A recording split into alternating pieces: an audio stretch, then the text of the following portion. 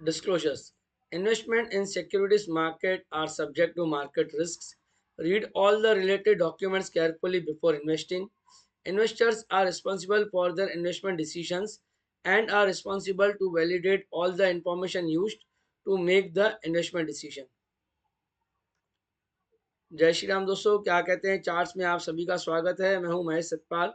सबसे पहले तो मैं आप सबसे क्षमा चाहता हूं कि कल मैंने कोई वीडियो नहीं बनाया, कल मैंने कोई एनालिसिस नहीं की थी निफ्टी की, निफ्टी बैंक निफ्टी या इंडेक्स की मैं बात करूं तो आज तो बहुत ही ज़्यादा ज़रूरी है करना, क्योंकि एक पैटर्न ही बने हैं। एक जैसे मैं आपको हम पिछले हफ्ते से बता रहा हूँ कि अगर हायर हाई हायर लोज बनते हैं जब भी इंडेक्स में, तो वो एक अच्छी साइन होती है। आज वही पिछले 3 दिन से अगर देखा जाए तो यहाँ पे जो गैप डाउन हुई थी ये मंडे के दिन पे, जो गैप डाउन होने के बाद में फिर गैप नीचे ही बंद हुआ था मार्केट।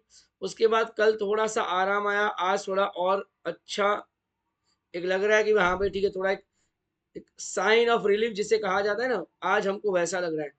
तो पहले थोड़ा सा हम निफ्टी पे फटाफट ये बात कर लेते हैं, क्योंकि मैं बहुत ज़्यादा लंबा नहीं खींचना चाहता हूँ। ऑलरेडी क्या है, 12-13 मिनट का वीडियो हो जाता है ना, तो फिर कुछ कुछ लोग कहते हैं कि यार 12-13 मिनट ज़्यादा है, 8-9 मिनट का कोशिश कीजिए वाइंड अप करने के लिए। तो देखिए आज जो निफ्टी की जो रेंज थी ना वो ज़्यादा बड़ी नहीं थी। सबसे पहले तो निफ्टी की आज की रेंज थी सिर्फ 200 पॉइंट की, 22,976। ये 22,976 और 980 एक इम्पोर्टेंट सपोर्ट बनते जा रहा है। देखिए जो पहले भी इसके पिछले हफ्ते मंगलवार के दिन पे जो मेजर सपोर्ट था वो था 22,976। वेडनेसडे के दिन पे जो लो मारा 22,981। इनके इसके बाद में फिर अलग बात है कि मंडे को तोड़ा, पर दिन यहाँ 22,976 आज भी, आज का भी जो है 22,976। कल निफ्टी की वीकली एक्सपायरी है, मैं रिपीट कर रहा हूँ, कल निफ्टी की वीकली तो है ही है, पर साथ साथ में monthly expiry. Actually weekly expiry तो उसे कहना ही नहीं चाहिए। एक्चुअली कल निफ्टी की मंथली एक्सपायरी। कल मार्केट ज्यादा वॉलेटाइल रह सकता है, ये मैं पिछले 3 हफ्ते से यही बात कर रहा हूँ कि निफ्टी एक्सपायरी डे पे वॉलेटिलिटी बढ़ सकती है। अब बढ़ नहीं रही, क्योंकि 2 हफ्ते पहले भी रेंज बहुत छोटी थी, पिछले हफ्ते भी निफ्टी की रेंज एक्सपायरी वीकली एक्सपायरी पे छोटी थी। बट देन कल वीकली एक्सपायरी नहीं है दोस्तों, कल मंथली एक्सपायरी है, तो वॉलेटिलिटी बढ़ सकती है। अब अगर आपकी ऑलरेडी लॉन्ग पोजीशन है तो मैं सिर्फ उसकी बात कर रहा हूँ। अगर आपकी ऑलरेडी लॉन्ग पोजीशन है तो अगर आपको छोटा स्टॉप लॉस डालना है, इवन दो छोटा स्टॉप लॉस रिकमेंडेड नहीं होगा, 22,976 का आप अपना स्टॉप लॉस डाल सकते हैं। 22,976 25-50 पॉइंट आगे पीछे, अगर आपकी ऑलरेडी एक्सिस्टिंग लॉन्ग पोजीशन है तो।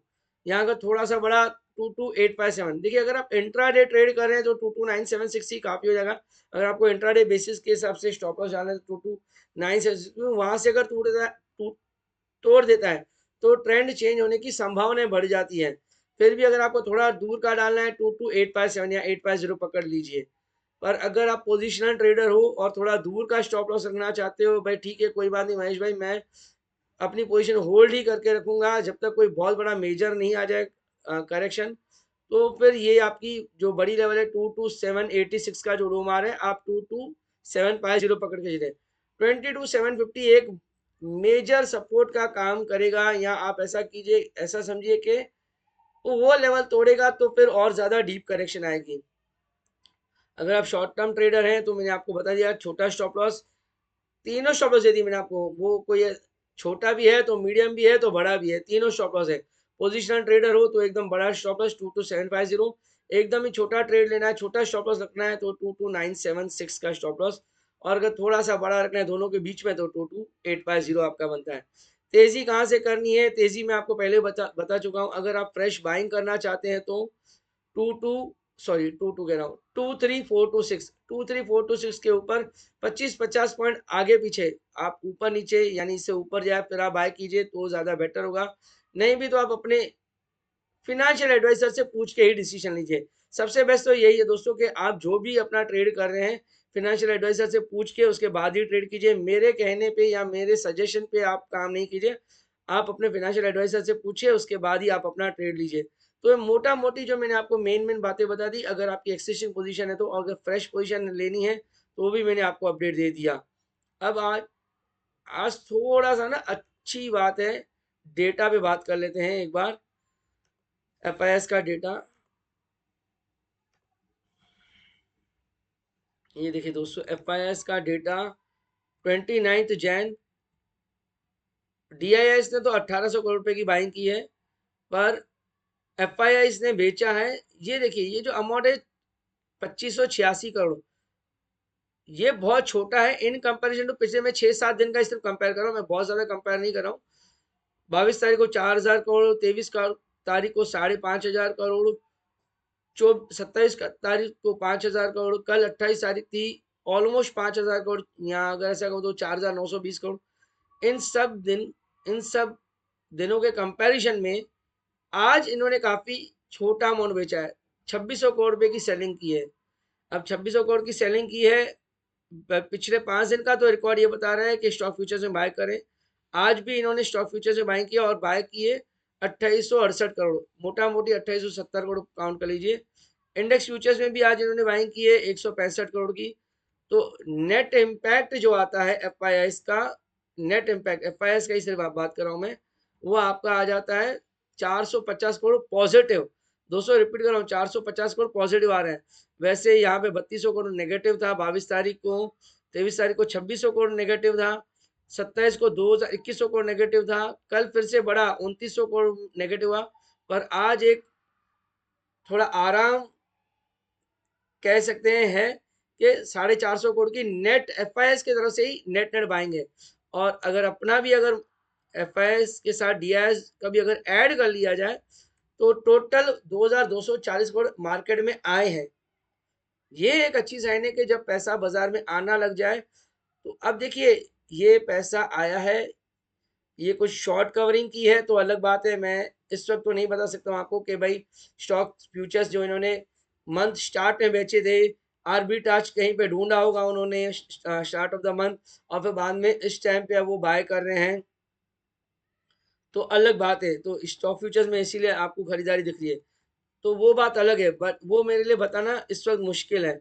बट इतना है कि नेट इम्पैक्ट जो है वो FIIs का पॉजिटिव है, DIS तो कंटिन्यूस पॉजिटिव चल ही रहे, और ओवरऑल 2240 करोड़ मार्केट में आए ही हैं। अच्छा, इंडेक्स लॉन्ग पोजीशन की एक बार बात कर लेते हैं दोस्तों। इंडेक्स लॉन्ग पोजीशन FIIs की, एक मिनट आपको मैं बता देता हूँ, 25% है। अब क्योंकि FIIs की इंडेक्स लॉन्ग पोजीशन 25% है, तो यहाँ से और थोड़ी बढ़ सकती है, मैं नहीं कह रहा हूँ कि बढ़ेगी, बढ़ भी सकती है। 25% की 26, 27, 28% हो जाए तो कोई कल मैं चौंकूंगा नहीं। हाँ, अभी गिरने के चांसेस कम इसीलिए लग रहे हैं क्योंकि चार्ट पे पैटर्न थोड़ा पॉजिटिव है, इसीलिए लग रहा है कि क्योंकि पिछले हफ्ते जब हमने बात की तब 18% थी। इस एक हफ्ते पिछले बुधवार की बात करूं क्योंकि हम गुरुवार के लिए एनालिसिस कर रहे थे, वीकली एक्सपायरी के एनालिसिस करने के लिए हम लोग वही सोच रहे थे कि पिछले हफ्ते 18% थी, आज बढ़ के 18% से बढ़ के अभी 25% के आसपास पहुंची है। अब यहाँ से कल अगर मार्केट पॉजिटिव रही और अगर आज जैसा अगर 200-250 पॉइंट भी अगर मार्केट ने कल पॉजिटिव, निफ्टी ने कल 200-250 पॉइंट भी अगर पॉजिटिव रखा अपने आप को, तो फिर एक कह सकते हैं कि 25 की 26-27% इंडेक्स लॉन्ग पोजीशन बन सकती है। ये देख, मैंने आपको पहले भी ये बात बताई, एक बार फिर से रिपीट कर रहा हूँ, हायर हाइज और हायर लोज बन रहे हैं निफ्टी में, जो कि एक अच्छी साइन है। बट अगर फ्रेश बाइंग करनी है तो आपको थोड़ा वेट करना पड़ेगा, थोड़ा सब्र करना पड़ेगा, जब तक ये 23,425 नहीं क्रॉस करता। दोस्तों, आज हम अपना शो यहीं पे वाइंड अप करते हैं। आप अपना ख्याल रखिए, अपना ध्यान रखिए, और हमारा शो देखते रहिए। हमें ये बताइए कि आपको हमारा शो कैसा लग रहा है, और हम यहाँ इसमें क्या इम्प्रूवमेंट करें वो आप हमको कमेंट सेक्शन में बताइए। जय श्री राम।